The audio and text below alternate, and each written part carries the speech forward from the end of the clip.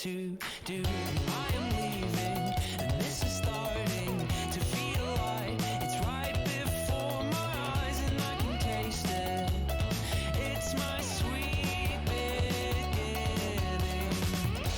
And I can tell just what you want.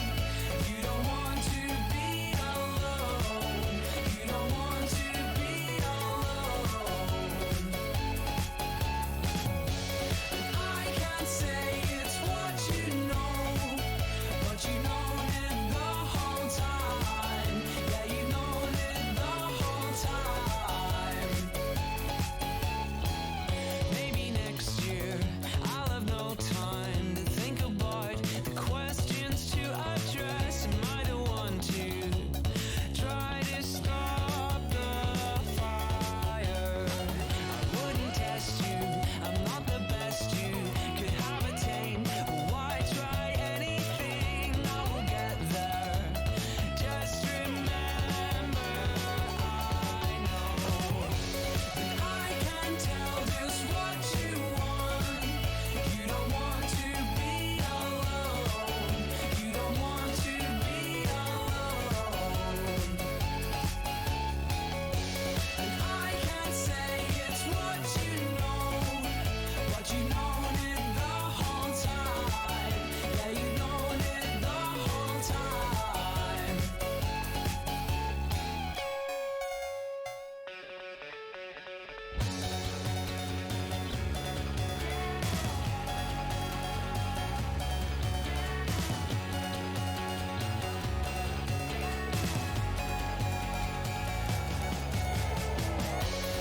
I can tell just what you want. You don't want to be alone. You don't want to be alone. And I can say it's what you know, but you known it the whole time. Yeah, you known it the whole time.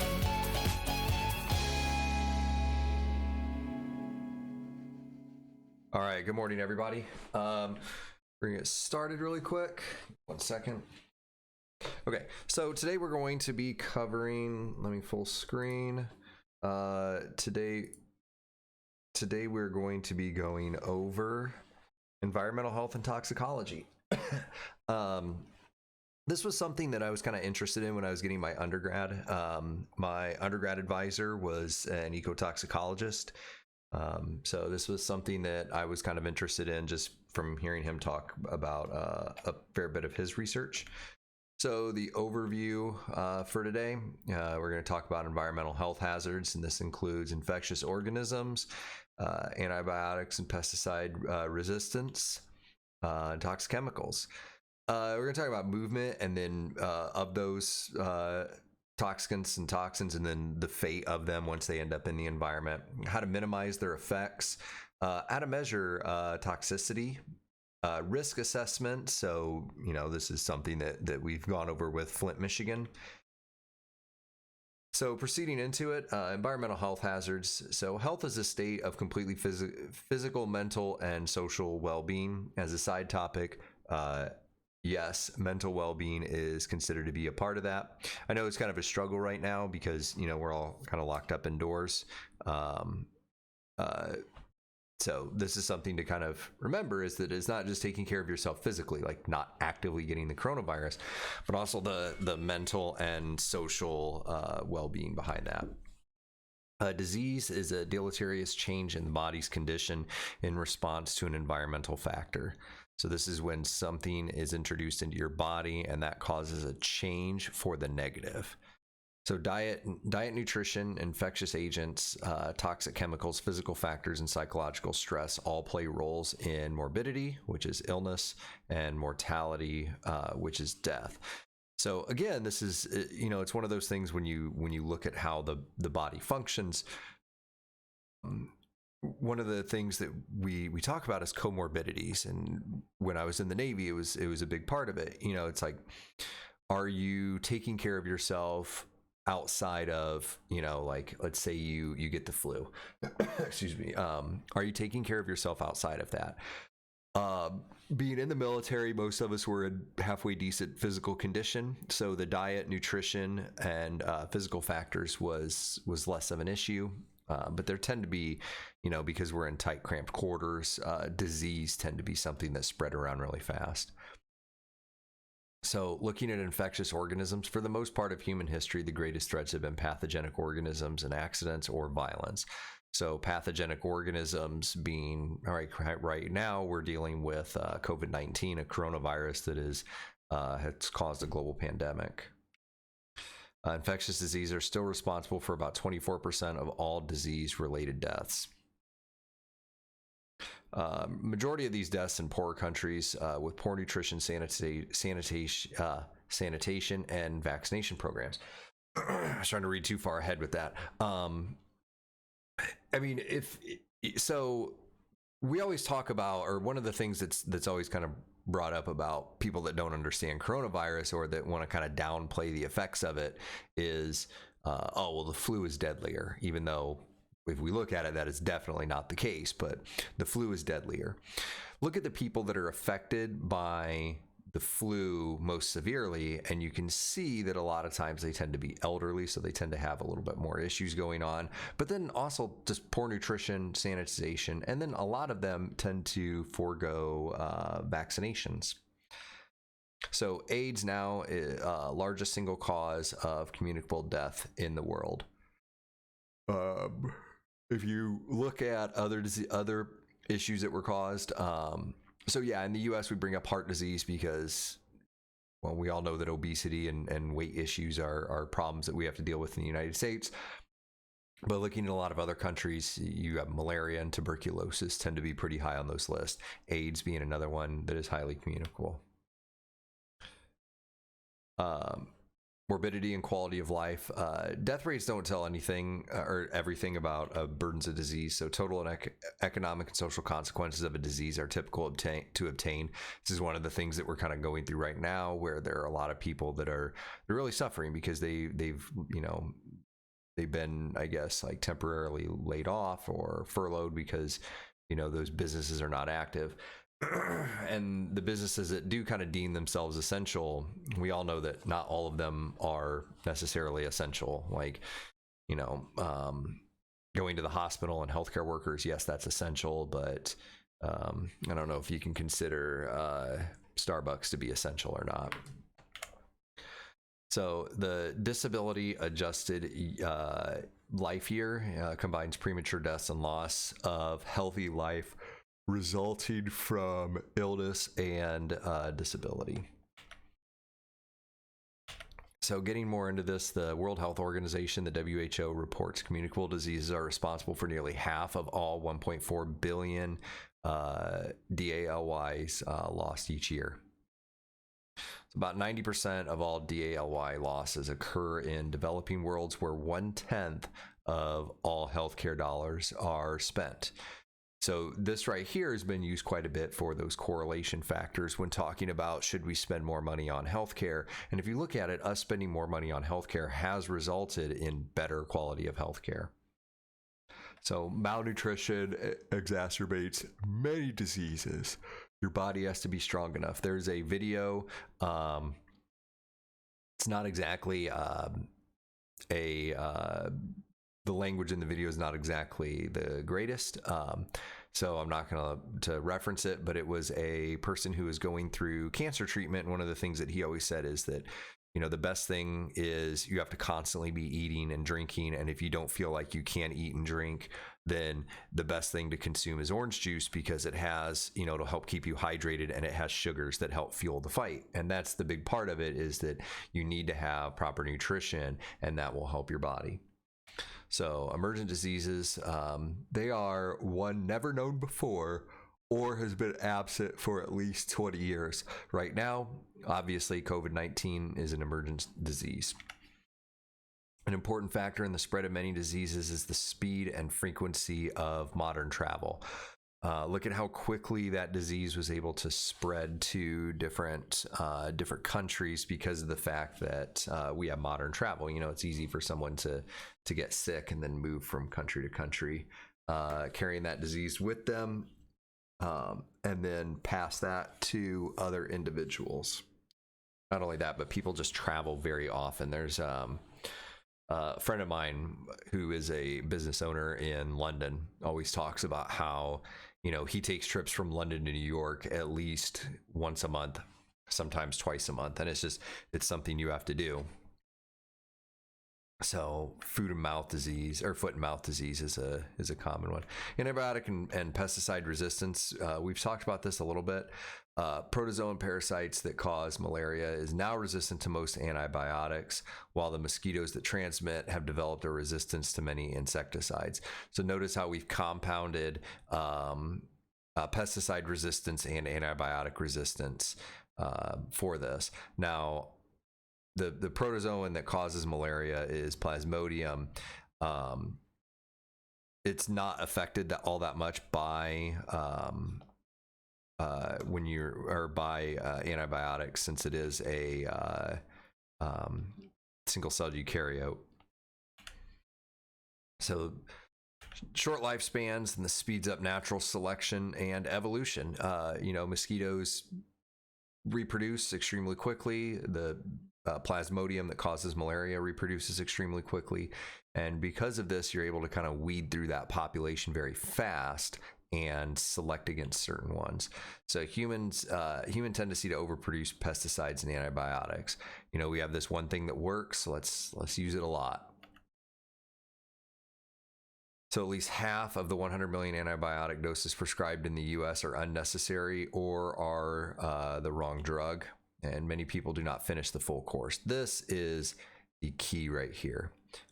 Many people do not finish the full course. One of the things that we were always told when prescribing antibiotics when I was in the Navy is that when you prescribe them, if it says take for 14 days, you take it for 14 days, because if you don't and you stop, if there are any left, a lot of times those are going to have a higher resistance to that antibiotic. More than half of all antibiotics manufactured in the U.S. are routinely fed to farm animals to stimulate weight gain. It's also to just reduce diseases, because if you have farm animals that are dying, you are losing profit as a farmer. Not only that, but if they are dying from diseases, there's a chance that they're going to be spreading those diseases to other farm animals, and therefore it's a loss of a loss of the animals and loss of profit. Not only that, but just looking at the conditions that a lot of our animals are kept in the United States, it is extremely conducive to spreading disease. So toxic chemicals. Dangerous chemicals are divided into two broad categories: hazardous, which is dangerous, flammable, explosive, irritant, acidic, caustic, and then toxic, which is poisonous. And this can be general or very specific, often harmful even in dilute concentrations. So what this means is that many of them require such a small dose. My undergrad advisor, I took a class with him called Toxicology, and in that class he brought up a chemical called atrazine. Atrazine was a very common agricultural chemical that was used, and what he found out was that when he earned his PhD in the 80s, that we did not have equipment sensitive enough to measure the toxic levels of atrazine. That it was the toxic levels of atrazine was, or the levels of atrazine where it switched from being toxic to non-toxic was so low that we lacked equipment to measure the dosing down that far. So even if you did these dilution series, so what would happen a lot of times is that you would develop these dilution series that it would be an estimate of, well, this should be 0.001 micrograms, and then test that. And so it took a really long time before that equipment was developed, excuse me, to be able to measure atrazine levels at that low of a concentration. And it's kind of unfortunate, because that led to this kind of shift of how much actually ends up in in different waterways, because it's different to test this stuff in a lab where you obtain organisms and you test it in a lab versus testing it out in a natural environment. And then I'll talk later about the SEEP project. So allergens are substances that activate the immune system. So allergens, or we talk about allergies, those activate histamines. Antigens, allergens that are recognized as foreign by white blood cells and stimulate the production of specific antibodies. So antigens stimulate the antibodies. Other allergens act indirectly by binding to other materials, so they become antigenic. On the surface of many cells, most cells, there are proteins, and those proteins are able to recognize certain things as they come into the body. Example, COVID-19. Why is it that COVID-19 affects the lungs? Well, because the lung tissue has those proteins on the outside that allows it to bind to the viral proteins. Give me a second, I'm gonna take a sip of water.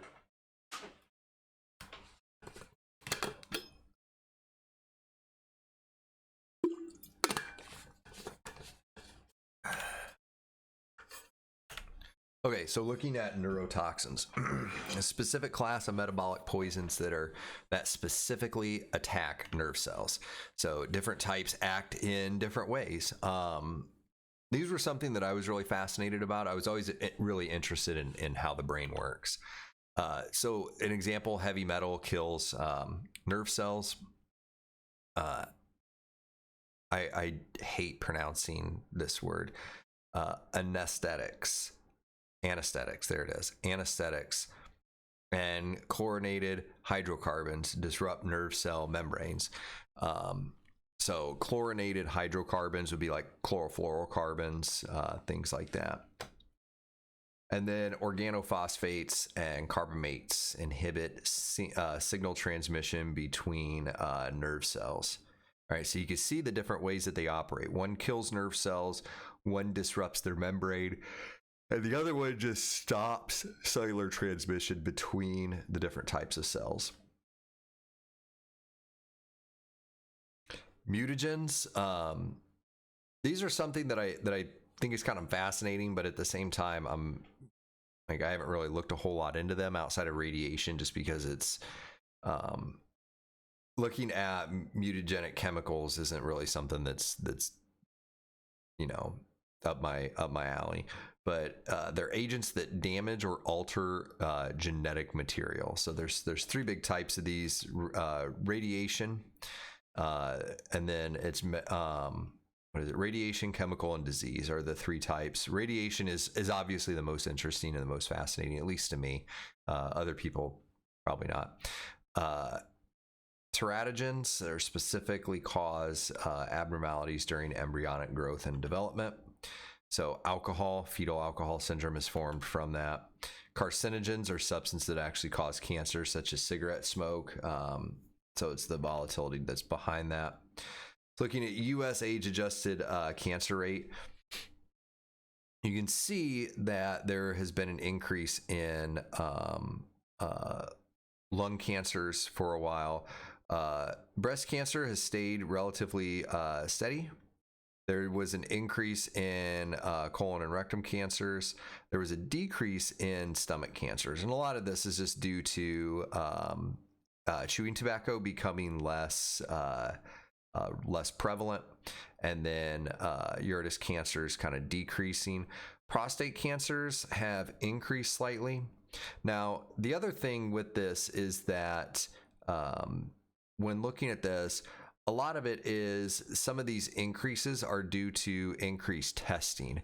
One of the big things that we kind of hit on in the Navy was, especially for men, is going and getting a prostate check once they got over 40, 45 years old, and then doing testicular examinations, especially for people that were under 40. And a lot of it is that they didn't want to, because it's something that they're not really not really like proud of to do, and it's it's kind of seen as a sign of weakness. But one of the things I always kind of bring up is my wife discovered that she had breast cancer through self-examination. So it's one of those things that those are kind of the first line detection of different events that can happen. Now, lung cancer is obviously a lot different. You can't palpate your own lung, but there are certain things to look for, and then just decreasing the amount that you're exposed to it. Like in Indiana, they enacted a law that said that you cannot smoke in a vehicle if there's someone in the car under, I want to say it was under 18, but I'm probably incorrect about that. And a lot of people flipped out because it's like, well, I should be able to smoke in my car whenever I want to. And yes, well, you as an adult, well, if you are an adult, are able to make that decision. The children that might be in the car are unable to make that choice, and we know that secondhand smoke is a big lead to lung cancer.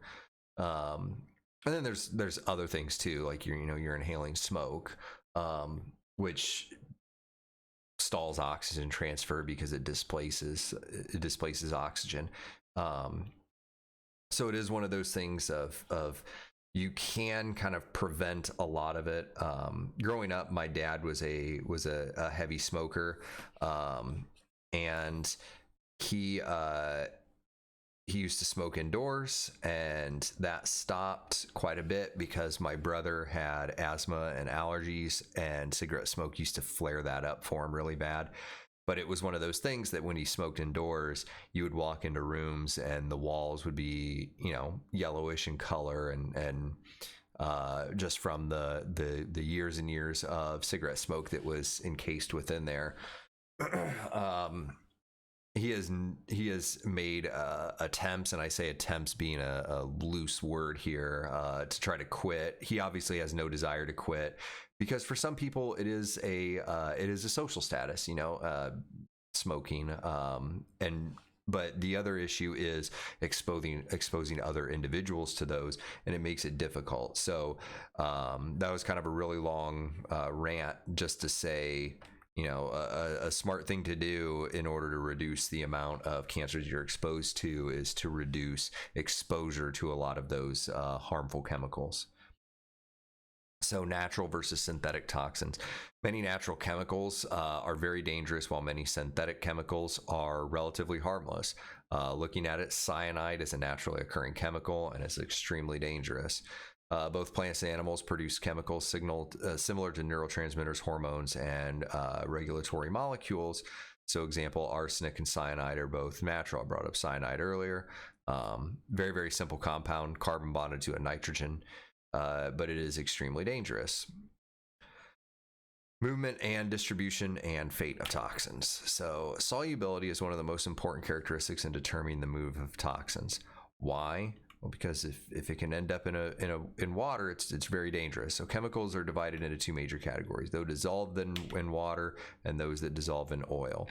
So this is looking at polarity of molecules. Remember, polar molecules will dissolve in water. Non-polar molecules will not dissolve in water. That is why polar bears ride on icebergs, because if they fall into the water, they will dissolve.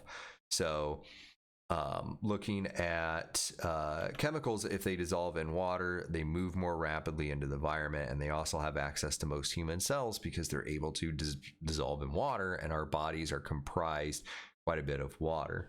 And also this, like 5 minutes ago, I took a drink of water. So if that had any sort of chemical in it, now that chemical is in my body. Bioaccumulation and biomagnification. Cells have special membrane mechanisms for bioaccumulation. Selective absorption, so bioaccumulation is selective absorption and storage. Bioaccumulate is when you basically store that chemical within you. You accumulate that chemical biologically within yourself. Dilute toxins in the environment can build to dangerous levels inside of cells and tissues if your body is not able to rid itself of those harmful toxins. Biomagnification is the toxic burden of a large number of organisms at lower trophic levels is accumulated, and the concentration by a predator is at a higher trophic level. So breaking this down into words that everyone can understand, if a smaller prey organism bioaccumulates a large amount of toxin or a toxicant inside of it, as that predator eats, it's not just going to eat one. You know, it's like a serving of Pringles is 8 chips. No one can eat just 8 chips. You eat the whole tube in one sitting. When you do that, you are taking in every single bit of toxins that those creatures have developed or have accumulated over their lifespan. And because you're taking in so many, it's going to cause this biomagnification in predators higher up in the food chain. This is one of the things when they talk about mercury in the water, because mercury in the water will tend to bioaccumulate and biomagnify up to the larger fish in which we consume. Persistence. So some chemical compounds are very unstable and degrade rapidly under most conditions, thus their concentrations decline rapidly after they're released. So thinking about this, there are others that are obviously more persistent, and stability can cause problems as toxic effects may be stored for long periods of time and spread to unintentional victims. This was the conversation that we had about crude oil versus refined oil. Crude oil contains a lot of very nasty compounds in it. It contains everything that was brought up when it was mined, and therefore when it spills into the environment, it spills all of those extremely dangerous compounds out into the environment. It does not stay in the environment very long. It degrades rapidly and it becomes unstable, and those compounds break down relatively quickly. But if you look at refined oil doesn't have a lot of that stuff in it. But once refined oil is released into the environment, it tends to stay for an extremely long period of time. So this is kind of a conversation that's had about, like, what do we do if there's a spill of a chemical? Like, how do you prioritize taking care of them, and what are the different things that you do in order to maximize those benefits? So looking at DDT as an example, DDT is a pesticide. So here is DDT with bioaccumulation. So when you put it into the water, you end up with 0.003 parts per billion. That means for every billion pieces that you take out of the water, 1 part will be DDT. But then that's taken up by zooplankton, which are eaten by small fish like minnows. And then that's taken up by larger fish. Now notice when you're in the larger fish, you've gone to 0.003 parts per billion, or what is this? 1, 2, 3, 4, 5 zeros and a 3 for parts per million, up to 2 parts per million. And now when this pelican decides it's hungry and it starts eating a lot of these fish, because remember, it's not just going to eat one fish, it's going to eat multiple fish, that it's going to end up with around 25 parts per million within the pelican. And I mean, we don't exactly eat pelican, but it does show that once it's in this, it can become quite toxic to these birds. This is where we can test for it. So one of the things is that heavy metals tend to integrate itself into long-term tissues. And for birds, those long-term tissues tend to be bones and beaks. We can actually take samples and look at the amount of DDT, or in the case of heavy metals, where they bioaccumulate inside the body in bones and beaks, and measure the amount that's in there. So chemical interactions. Antagonistic reaction, this is where one material interferes with the effect or stimulates the breakdown of another chemical. Additive is where the effects of each chemical is added to another.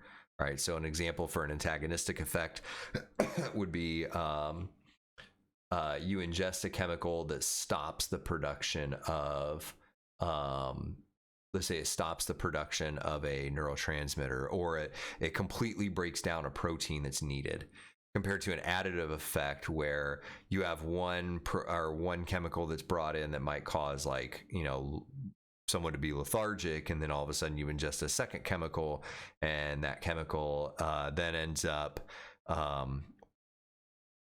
not only having that lethargic effect, but also like another effect, like, let's say NVD, nausea, vomiting, diarrhea. So those additive effects can happen. Synergistic effect is where one substance exacerbates the effect of the other. So if you have a chemical that might cause NVD, and then all of a sudden you ingest, or another chemical is brought in, it amplifies that effect of NVD on the body. Mechanisms for minimizing toxic effects. Every material can be poisonous under certain conditions. Under the discussions in Power School, under assignments, there's a quote from a Swiss physicist or physician who makes a who talks about this, make it or post a comment on there with thoughts and ideas and things like that. It's one of the 3 assignments for the week. Most chemicals have a safe threshold under which their effects are insignificant.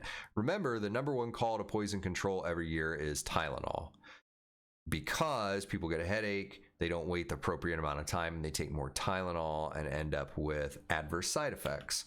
And then there's metabolic degradation. In mammals, the liver is the primary spot of detoxification of both natural and induced poisons. One of the things that we talk about is half-life of medications, and this is how long does it take for half of that to get out of your body. Excretion, effects of waste produced, waste products and environmental toxins reduced by eliminating via excretion. Breathing, we off gas carbon dioxide doing that. The kidneys filter things out and produce urine, which is mostly nitrogen waste. That slide went really fast. So we've done this through animal testing. Most commonly used and widely accepted toxicity tests that expose a population of lab animals to measured doses of specific toxins. This is where we come up with the model organism. So for bacteria, the model organism is E. coli. For animals, it's us, but also lab rats, when you just can't, we just can't expose humans to toxic chemicals. The other one is in plants, it's Arabidopsis. So these are organisms that are used that are a good representation of what will happen within the rest of the species. Also in plants, it's corn is another really commonly used one. Sensitivity differences pose a problem, and you come up with what are called dose response curves. And this leads us to LD50. Sometimes you'll see this called ED50, which is the dose at which 50% of the test population is sensitive. So LD50 is lethal dose 50 and ED50 is effective dose 50.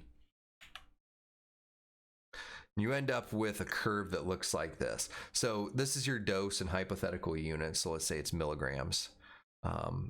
At 0, obviously there's going to be no response, and this is the number of individuals responding. So here you end up with a percent of the population that's very sensitive to it. Then you have your majority curve with your bell curve, so your average falling in the center at around 20. And then you have this group that's very insensitive, that they don't start to show any issues until you get a lot higher in the population. So a lot of times what you do is you have to set what your LD50 is. So your LD50 is usually set right on your average and everything below that. So your hypothetical dose is, once you're below this, this means that 50% of your population will survive. And then above that, this is where you have insensitive individuals that will be able to tolerate higher doses to it. When they put on the side of medication, only take 1,000 milligrams or 800 milligrams, that is based off of a lot of these tests that have been done and a lot of these numbers. You want enough that you get an effect out of it, but not so much that you end up taking a lethal dose. Acute versus chronic effects. So acute effects are caused by a single exposure and result in an immediate health problem, compared to a chronic effect as long lasting, can be a result of a single large dose or repetitive smaller doses. So an example of this is there was a radiation worker, I don't remember where, excuse me,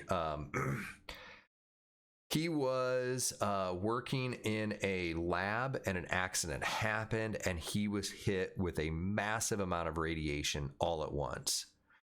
And he knew that he was done for. That would be an acute effect, or it could also be considered a chronic effect because it was long lasting. It lasted in the rest of his life. And he kind of described his experience. He's like, I saw spots in my eyes because the radiation interfered with a lot of those proteins within his eye. he had talked about how he tasted metal, how it tasted like metal. So that is different from repeated smaller doses where there were radiation workers who, before we knew a lot of the outstanding effects of radiation, were exposed to smaller doses over longer periods of time, 5-10 years. And a lot of these you kind of see, like radiation is obviously the big one that a lot of people bring up because it's really well documented, and it was kind of this the big thing in physics in the early 1900s. So it's very difficult to assess specific health effects due to other factors, especially with chronic, because you have such a long term. Like, is this a result of exposure to this chemical, or is this just a result of this person living their life? Another thing that we bring up is asbestos. A lot of people on military ships were exposed to asbestos, and then also people in shipyards, both building and deconstructing the ships. And this has led to a lot of issues. So with risk assessment, there are factors that influence risk perception. So rating risk based on agendas, right? So at first, asbestos claims were not taken serious because, you know, everyone was exposed to it. And it's like, well, this is going to be a huge blow to the economy. And a lot of people have trouble believing statistics. Everybody thinks that statistics are manipulated, that if I say, you know, 25% of people that do A end up with B. It's like, well, okay, that statistic could have been manipulated. What's your sample size? What's this? What's that? Looking right now, how everyone's like, oh, the coronavirus isn't that bad. The seasonal flu is worse. Even though we have information right now that shows it isn't, a lot of times you can't get those numbers through to people. They're dead set in their worldview, and there's no changing their mind. Personal experiences can also be misleading. Well, I was exposed to this and I never had that. And so a lot of those can lead to kind of this change in risk perception. We have an exaggerated view of our abilities to kind of control our own fate. This is why you see quite a few people refuse treatment for diseases when when it's first diagnosed. And so you can end up with a lot of issues. News media sensationalizes rare events. We're obviously going through this right now. You turn on a news station, the only thing that they're talking about is COVID-19.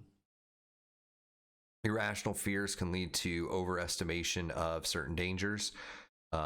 So I know that this is early on when COVID-19 was a thing. You know, it was brought up. It's like, well, this is just the media blowing it out of proportion, and it's, you know, it's not something to be afraid of. And then there were other people who were like, oh my God, we need to lock down everything and no one can go anywhere and all of this. So you kind of have both sides of the coin, and you're going to face criticism either way. And a lot of this has to do with fear of the unknown. You know, we just don't know. We don't know what's happening. We don't know what's going on. So it's, you know, it's obviously something to be afraid of. When Half-Life Alyx came out, I know it's like I'm talking about video games. When Half-Life Alyx came out, if anyone's ever played a VR game, VR games are surprisingly realistic. Even if they're cartoonized, they're still surprisingly realistic. And there was this one part where you're in this, it's like a sewer area. I don't really know what it is. And you open a door and there's a zombie on the other side of it, and then you have to kill that, but the only light is coming through a door. And then also on this, there's a flashlight that's attached to this zombie on the other end who's dead. And once you retrieve that flashlight, the entire room is pitch black. You can barely see anything at all. If you watch streams of it, it is brightened up a little bit so that the viewer can kind of get an idea of what's going on around them. And then once you pick up that flashlight, then enemies start to come in, and you have to aim the flashlight at the enemies in order to see them so that you can make accurate shots. And the problem is that the entire room is pitch black, and all you can see is this small area that's right in front of you. And it really does, like, it adds this kind of heightened level of fear because the enemies are the same that you've seen before, and you take care of them the same way you did before. It's just you've added this new level that's added an unknown because you don't know where they are. You can still hear them, and you can only see based off of what your flashlight is pointed at.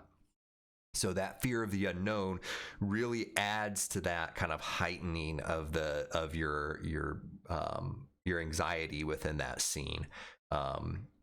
It's as someone who's played it, it's a little much. I think it's probably one of the best games. I'm not trying to promote it or anything. Not a sponsored stream. So accepting risk. Most people will tolerate a higher probability of occurrence of an event if the harm caused by that event is low. This is why you see a lot of the, I don't know what the liberate states movement right now, where they are they're protesting lockdown in order to get the economy restarted. They feel like the effects of this event is very low, and so they're going to tolerate a higher probability of it occurring, or a higher probability of risk, because the side effect of it is extremely low. So harm of great severity is acceptable only at low levels of frequency. This is why during horror movies, there's quick spurts of kind of that severity, and then it kind of settles back down a little bit. EPA generally assumes 1 in 1 million is an acceptable risk of environmental hazard. So right here is your risk assessment versus risk management using a Venn diagram. So once your hazard is identified, you come up with your dose response assessment or your exposure assessment. All right, there should be an arrow going here too. This ends up with your risk characteristic. All right, and why is this kind of overlapped? Well, because you might not necessarily make a decision. If it's something where it's just immediate and it'll be over soon, then you know what, let's not look at it. But looking at socioeconomic and technical, so where it's occurring at, who it's affecting, and then what it takes to fix it. And then also looking at it politically, and then there's other factors thrown in there. This is where you come up with a regulatory decision. This is, so really good examples to look at is the Chernobyl accident. So the Chernobyl accident, there is really no long-term fix for it other than just to build a gigantic concrete building around it in order to contain the radioactive hazards. A lot of that has to do with the socioeconomics of that area. You know, I mean, nobody lives there, so no one cares. So, and the technical aspect of it, what it would take to clean that up is immense. You know, it would be billions of dollars to clean Chernobyl up. But then looking at other areas, so you guys know that I'm into amateur radio, and obviously radio, you need an antenna, you need a radiating body to send your signal out. And one of the things is you end up with some people that say, well, I'm getting headaches from your antenna, even when the antenna wasn't plugged in. And that just has to do with other factors. And a lot of it can be politically motivated. There's been people that have mentioned something about like, well, I don't want you to set up a tower because it might not look good on our, for our property or property values or things like that. So a lot of it kind of comes into that socioeconomic, you know, it's like, what do our houses look like? And so this is where, if you look up, you could find HOA or homeowners association friendly antennas. And it's where you can put an antenna up that looks like a Christmas decoration, or it looks like a tree, or, you know, there's ways of hiding certain things. I mean, there's no getting around an 80-meter antenna or a 160 antenna. Like a 160-meter antenna is a very large antenna.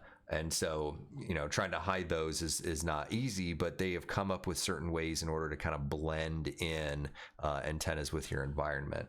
And so a lot of that, is there a risk associated with it? No, but there is a perceived risk that's associated with it. And so decisions are made based off of a lot of these things. So establishing public policy. It's difficult to separate the effects of multiple hazards and evaluate the risk accurately, especially when exposures are near the threshold of measurement and response. So looking at atrazine as an example, we weren't able to measure that, and it made it difficult to kind of come up with a response. It may not be reasonable to mandate protection, no matter how small the risk. for every potentially harmful contaminant in the environment. I know it sounds really sad. It's kind of like, well, we gave up. But a lot of it is we need to be able to control what we can control. So kind of summarizing all this up, we looked at environmental health hazards with infectious organisms, antibiotic and pesticide resistance, and toxic chemicals. We looked at the movement and fate of toxins, minimizing toxic effects, how to measure toxicity, risk assessment, and here's a picture of my backyard on a typical day. So it's very beautiful. But that is all I have for today. So if you guys have any questions, feel free to leave them in the comments. Other than that, we will be moving over to Google Meets in just a minute. I'm going to obviously have to use bathroom because I drink water during the stream. But we're going to move over to Google Meets. Make sure that you guys are doing assignments that are posted on PowerSchool and getting those turned in by any means possible. A lot of people have seen their grades start to improve, and that is mostly due to doing a lot of these assignments.